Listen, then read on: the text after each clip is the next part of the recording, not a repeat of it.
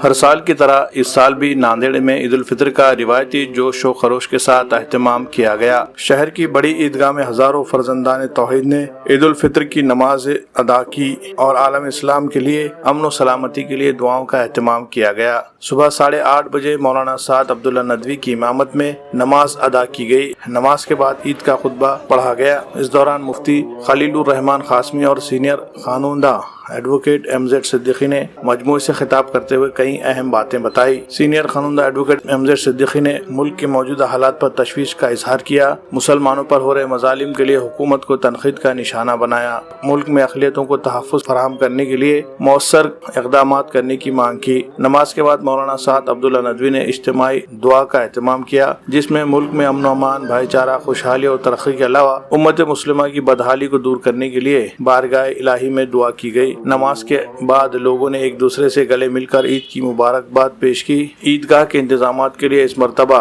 پاکیزہ گروپ کے نام سے ایک کمیٹی تشکیل دی گئی۔ اس کمیٹی کے نوجوانوں نے عیدگاہ گراؤنڈ پر صفوں کی ترتیب کے لیے چونے سے لائنیں اتاری، اسی طرح پینے کے پانی کا اور دیگر انتظامات کیے۔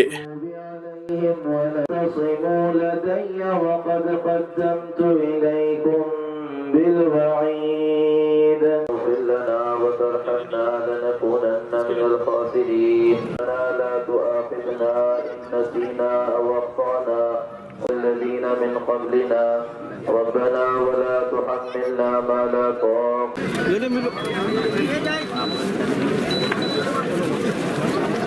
الرحیم۔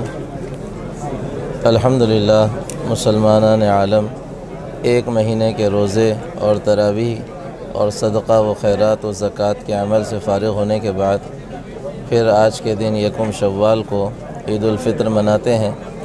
عید الفطر کا بنیادی پیغام اور مقصود جو ہے وہ عید کا دن، آج کا دن مغفرت کا دن، اللہ کی طرف سے معافی اور بخشش کا دن ہے، اور اس بات کے لیے ہے عید کا دن کہ ہم آپس میں ایک دوسرے سے ملیں، ایک دوسرے کے گلے شکوے ختم کریں، آپس کی اجتماعیت کو قائم کریں، اتحاد کو قائم کریں۔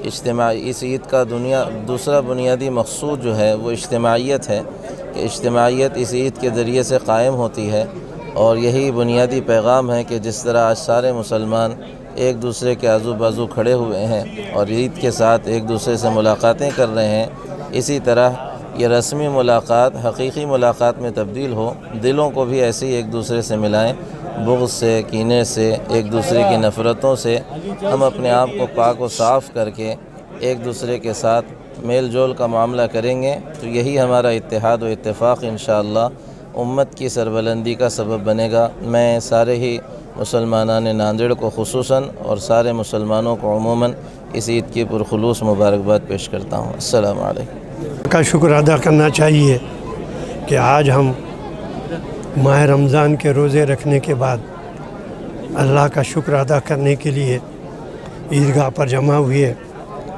اور ہزاروں کی تعداد میں مسلمانان نے ناندیڑ میں عیدگاہ میں نماز ادا کی۔ ہمارے اس عیدگاہ کی طرف سے، آج کی طرف سے تمام مسلمانوں سے ایک ہی ریکویسٹ ہے کہ وہ مل کر رہیں، جل کر رہیں، سیاست میں نہ جائیں اور زیادہ سے زیادہ مذہبی تعلیم کی طرف رجحان رکھیں، عربی تعلیم کے ساتھ ساتھ عصری تعلیم کی طرف بھی، اور جو غریب ہیں ان کی مدد کریں اور زیادہ سے زیادہ بچوں کو تعلیم دیں، اور خاص طور پر خواتین کے تعلیم کا جو ہے انتظام کریں، جو ہمارے آبادی کا 50% کا حصہ ہے، اور مل جل کر رہیں، غیر مسلموں سے مل کر رہیں، کیونکہ ہم دارالحرب میں رہتے ہیں، دارالسلام میں نہیں۔ وہ ہمارے بھائی ہیں۔ جس طریقے سے ہم کو اپنے مذہب پر چلنے کی آزادی ہے، اسی طریقے سے ان کو بھی ان کے اپنے مذہب پر چلنے کی آزادی ہے، لہٰذا ہم کو چاہیے کہ ناندیڑ میں امن و امان قائم کرنے کے لیے ہمارے ہندو بھائیوں کے ساتھ مل جل کر رہیں اور ایک دوسرے کے گلے ملیں، اور زیادہ سے زیادہ اس بات کی کوشش کریں، جہاں اختلاف آتے ہیں اس کو وہاں پر ہی ختم کر دیں، اس کو آگے نہ بڑھائیں۔ یہ آج جو ہے عید الفطر کے موقع پر میرے جانب سے تمام مسلمانان ناندیڑ کو جو ہے یہ میں مشورہ دے رہا ہوں اور پیغام دے رہا ہوں۔ خدا حافظ۔ ایک ماہ کے مسلسل روزے عبادتیں کرنے کے بعد آج شکرانے کے طور پر نماز دوگانہ ادا کی گئی۔ کیا عید الفطر اس تعلق سے ہمارے سماج میں کیا میسج دیتی ہے؟ جی بسم اللہ الرحمن الرحیم.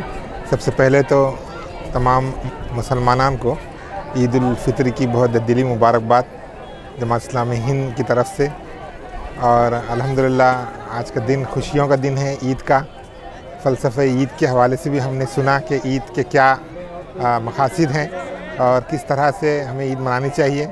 بظاہر رمضان المبارک کی اس ایک ماہ میں ہم نے بہت اللہ تعالیٰ سے اپنے تعلق کو مضبوط کرنے کے حوالے سے عبادتیں، روزے، دعائیں وغیرہ کی ہیں.